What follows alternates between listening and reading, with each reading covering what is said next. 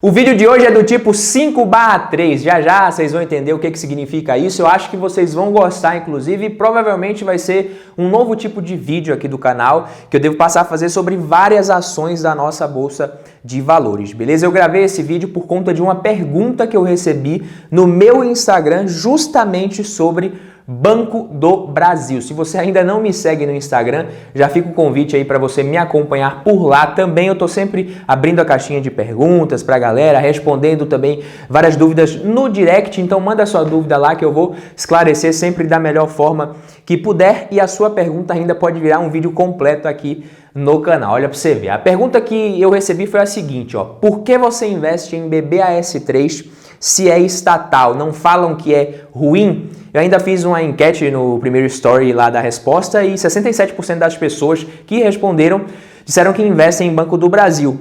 E que tipo de vídeo é esse que eu falei que eu vou fazer aqui, que eu resolvi fazer e que eu vou passar a gravar sobre outras ações também? Eu vou chamar esse vídeo de 5/3. É um vídeo onde eu vou falar 5 pontos positivos sobre determinado ativo, determinado investimento, determinada ação, principalmente, que são os principais temas, 5, entre aspas, motivos para investir em determinada empresa, Banco do Brasil no caso de hoje, e vou trazer também 3 riscos do investimento, 3 riscos da empresa e de se investir na ação em questão, certo? Porque mesmo quando você está analisando a possibilidade de você investir em determinada ação, você está estudando ali a possibilidade de você investir, é sempre bom você buscar entender quais são os riscos e até mesmo ouvir a opinião de quem não concorda que essa ação seja um bom investimento, né? Que ela seja ali realmente uma opção interessante, a pessoa que discorde disso, né? É uma forma da gente conseguir mitigar os efeitos dos vieses comportamentais nas nossas análises e decisões de investimento. Porque só o fato de você estar interessado ali por determinada ação, por determinada empresa, o fato de você cogitar a possibilidade de investir nela, já pode te deixar meio que sujeito ao efeito do viés da confirmação, por exemplo, e outros vieses. Se você se interessou pela empresa, é porque você, com base na sua visão e nas informações que você tem disponível, gostou, acha que você pode ter ali uma boa oportunidade de investimento. E aí, a partir desse momento, você toma essa decisão e a nossa mente ela pode entrar em cena de forma inconsciente, e o viés da confirmação é justamente a tendência que as pessoas têm de lembrar, interpretar ou pesquisar por informações que confirmem suas crenças, suas hipóteses e teorias iniciais. O negócio é que más decisões podem ser tomadas por conta disso, tá? Nos investimentos, nos negócios, na política também, etc. É interessante você tomar cuidado com isso para você não sair comprando qualquer ação só porque você acha que tá barata, tá todo mundo falando que tá barato e tal, e depois dar uma de mão de alface lá, vender na primeira quedinha ali, todas as ações com medo, no prejuízo.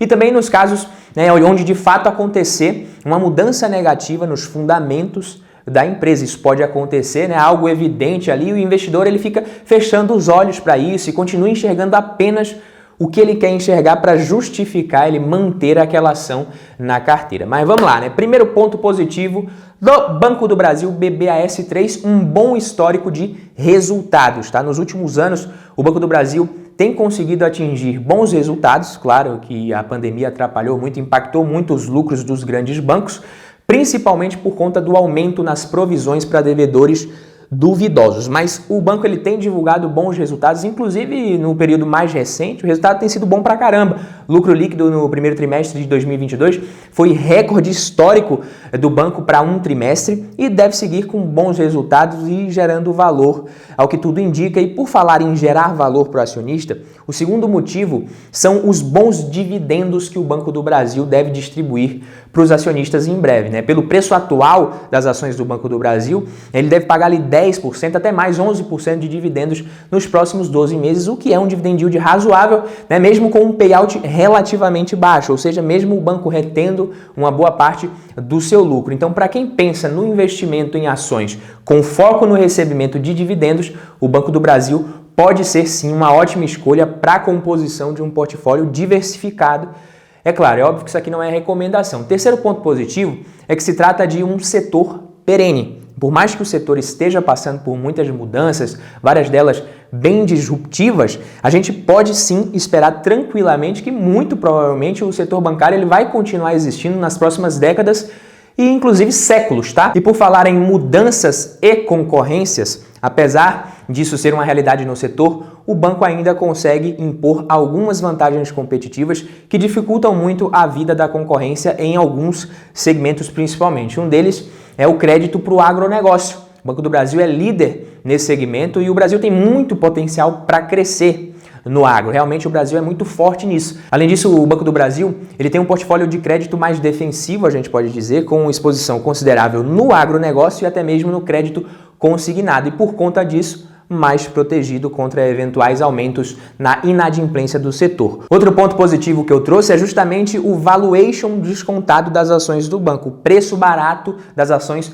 do Banco do Brasil. O Banco do Brasil, se a gente for olhar, se a gente for observar, ele negocia a múltiplos descontados com relação aos principais grandes bancos concorrentes. Então muita gente gosta de analisar os grandes bancos e avaliar de acordo com o múltiplo de preço-lucro, preço sobre valor patrimonial, tranquilo, não tem problema nenhum, principalmente preço sobre valor patrimonial. Recentemente eu vejo muitos investidores, principalmente iniciantes, analisando o P sobre VP para chegar à conclusão se uma ação está barata ou não hoje em dia. É simples, você olhar ali para o PVP, tomar alguma decisão, mas não faz muito sentido para todos os setores e todos os modelos de negócio ali.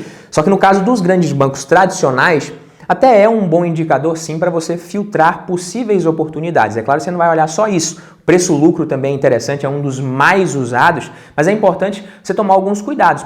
O PVP ele mostra o quanto que a ação está sendo negociada em relação ao valor patrimonial que ela representa, entre aspas. Então, se o PVP é maior do que 1, a ação está sendo negociada com ágio, acima do valor patrimonial, e se o PVP é menor do que 1, a ação está sendo negociada em tese com desconto em relação ao patrimônio dos sócios, do ponto de vista contábil, ao patrimônio líquido que você basicamente encontra lá no balanço patrimonial. O ROI da empresa, ele é um indicador que relaciona o lucro líquido com o mesmo patrimônio líquido que a gente acabou de mencionar aqui. Então, sendo assim, o ROI é uma medida de rentabilidade do acionista. Então, se determinada empresa tem características ali parecidas com a dos seus concorrentes, modelo de negócio parecido, expectativas de crescimento também parecidas, etc., e essa empresa tem um retorno sobre o patrimônio líquido menor que o dos seus concorrentes, é natural que ela negocie com desconto em relação a esses mesmos concorrentes do ponto de vista do patrimônio líquido.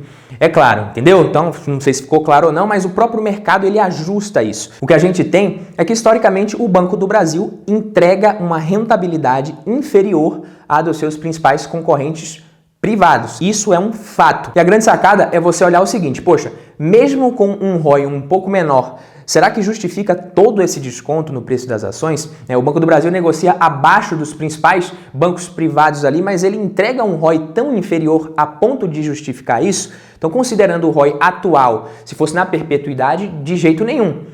O que nos leva a crer que talvez o mercado ele considere que a queda na rentabilidade que o Banco do Brasil vai ser ainda maior que a dos seus concorrentes privados no médio e longo prazo devido a mudanças regulatórias e aumento de concorrência. Isso só o tempo realmente vai dizer, cabe a cada um tomar suas decisões, fazer suas análises. Lembrando que atualmente o ROI do Banco do Brasil é praticamente o mesmo do Bradesco, que negocia com um PVP bem superior. O ROI atual não significa que vai ser o ROI na perpetuidade. Agora vamos ver aqui 3 riscos relacionados ao banco que eu resolvi abordar no vídeo. Se você ficou até aqui, já comenta aqui embaixo, hashtag até o final, como está sendo de costume nos nossos últimos vídeos aqui. E não esquece do like, e de se inscrever aqui se você ainda não foi inscrito.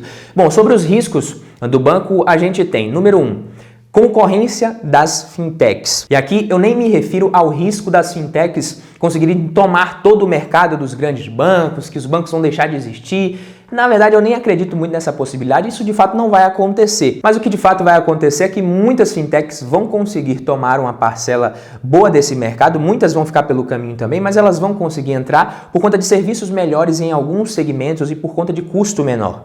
E aí sim, para não perderem ainda mais mercado, os bancos vão precisar agir, ceder, oferecer também serviços melhores, mais baratos, fazendo com que a sua rentabilidade diminua. A gente consegue ver um número cada vez maior de fintechs tentando conquistar ali o seu espaço no mercado. O Banco do Brasil, ele atua em vários segmentos do mercado financeiro, praticamente todos, mas ele tem menos agilidade para se adequar a essas mudanças rápidas que devem seguir acontecendo cada vez mais. Ou seja, para uma fintech que atua com foco em um ou dois segmentos apenas, é muito mais fácil se atualizar para oferecer melhores serviços por um custo menor do que para um banco gigante que nem o Banco do Brasil. O segundo risco é o risco de ser estatal mesmo, né? Não é só porque é estatal que é ruim, como perguntou aqui o nosso seguidor, mas existe realmente o risco a mais em empresas estatais, um risco maior em empresas estatais.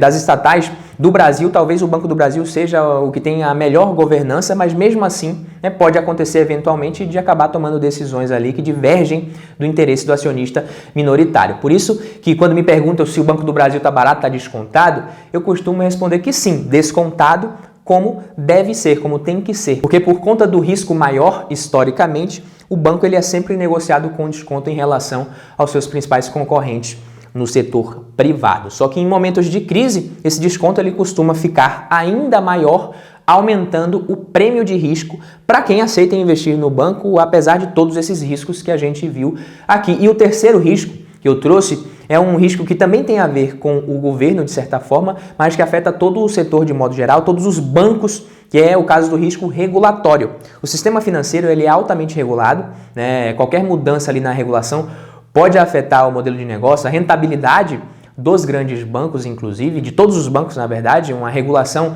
que favorece a maior competitividade, né, e uma menor concentração seria muito benéfica para o consumidor final. Eu acho muito interessante também, mas isso prejudica os grandes bancos. Então, por exemplo, até alguns anos atrás, não era permitido você abrir conta num banco sem você comparecer à agência.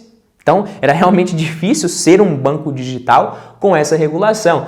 Isso era ruim para o consumidor, mas era ótimo para os grandes bancos que nadavam de braçada, tinham agências espalhadas por tudo que é canto do Brasil. Ou seja, mais mudanças regulatórias como essa podem seguir prejudicando a alta rentabilidade dos bancos tradicionais. O próprio Open Banking é um exemplo disso também. De qualquer forma, seja qual for a ação que você estiver pensando em investir, os riscos eles vão existir como em qualquer investimento. Então, dentro de uma carteira ali com 15, 20, 30 ativos, não tem como a gente acertar em todos, né? O grande objetivo do investidor tem que ser se desprender da análise ali do seu retorno de cada ativo especificamente, individualmente, e focar na rentabilidade do seu portfólio, da sua carteira de investimentos como um todo. É isso que funciona. Ao montar uma carteira diversificada de forma eficiente, o investidor consegue diminuir o risco e potencializar o seu retorno no longo prazo. É claro que não dá para fazer isso aqui em 15 minutos, né? Em 15 minutos ali que você monta uma carteira bem diversificada,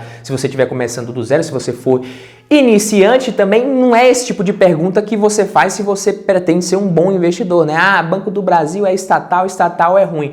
Não, se você quer ser um investidor de forma independente, se você quer escolher seus ativos, conseguir montar sua carteira, não é assim que você vai analisar, não é tomando decisões, né, tão superficiais assim, se é estatal é ruim. Você precisa saber analisar minimamente os ativos. Como eu disse, não é em 15 minutos que você faz isso, tem método, tem passo a passo, tem tudo. Se você quiser aprender como que eu faço isso, clica no link aqui embaixo, no primeiro link na descrição e no comentário fixado, para você conhecer os 10 mandamentos do investidor de sucesso. Eu fico por aqui, um abraço e até o próximo vídeo. Valeu, tamo junto!